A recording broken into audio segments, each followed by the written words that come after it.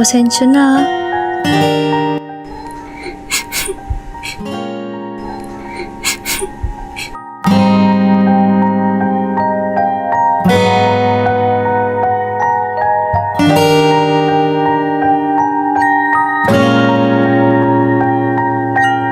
Kailangan ko na maglinis. Baka magreklamo na naman yun.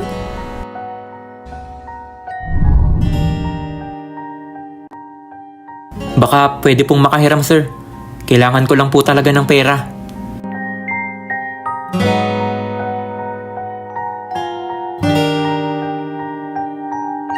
Di ka na naman nakabayad ng renta mo ah. Pasensya na po. Pasensya na po talaga.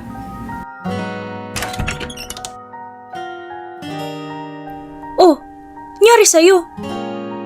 Hehe. May nakita ko dyan sa kanto. Nag-sideline ako eh.